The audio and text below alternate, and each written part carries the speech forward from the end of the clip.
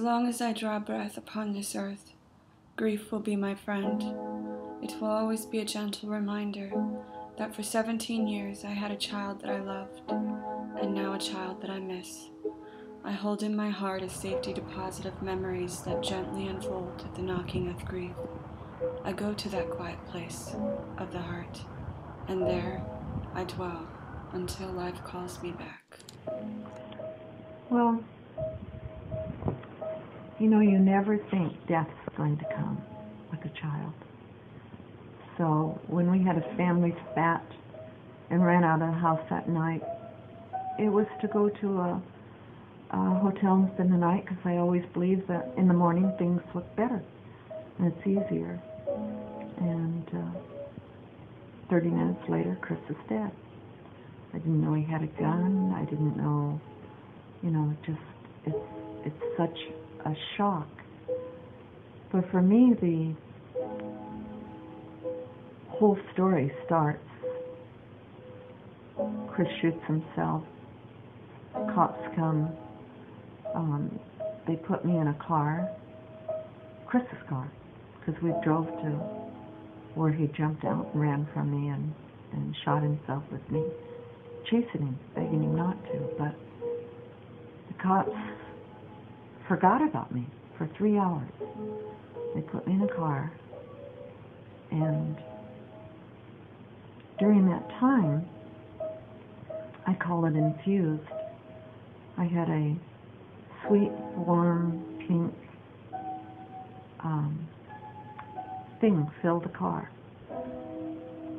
If someone said, "What do you think it was?" I would say, "I think it was Mother Mary." The tragedy was such that I think she's the only one who could sit at the foot of the cross and watch a crucifixion. And that's kind of what I felt I had done.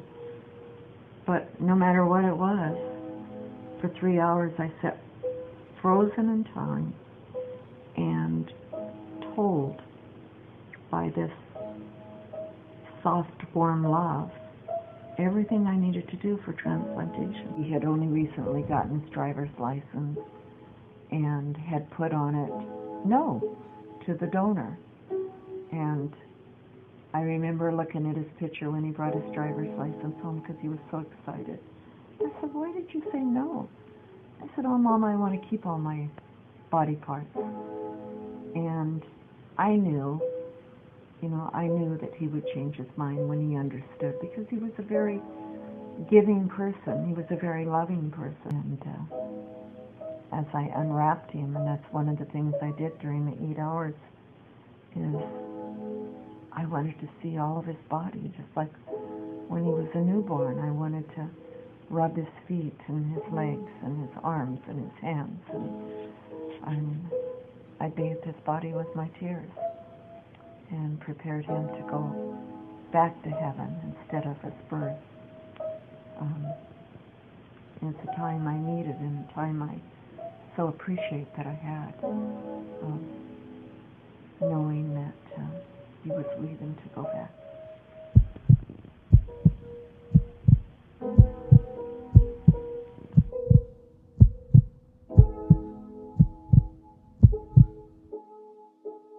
Who got the heart? They were quick to inform me that they couldn't tell me anything. It was a single mom with a 12-year-old son. But that longing to find the heart, not the liver, not any other part, the heart, was overwhelming. It was something I could literally feel, the heartbeat. The only thing she wanted was me at her bedside. And she had asked her family, "Go find the mother of the heart." And I was calling the transplant agency every day. And Karen, the heart recipient, because they couldn't find me, went into a depression. And that's not norm for receiving a new heart. And I'll never forget the day that I got the call. And it was on my voicemail. And she said, "This is the woman that has your son's heart." That was the beginning of many things that would let us know we knew that we knew something beyond. So here it is, full circle, serving, still serving. And the journey has been simply amazing, and it continues. And how can I question what has gone on? It's more than a beautiful story. It's a story that has affected and touched many, many lives. The transplantation and the story of the heart and the continuation of it.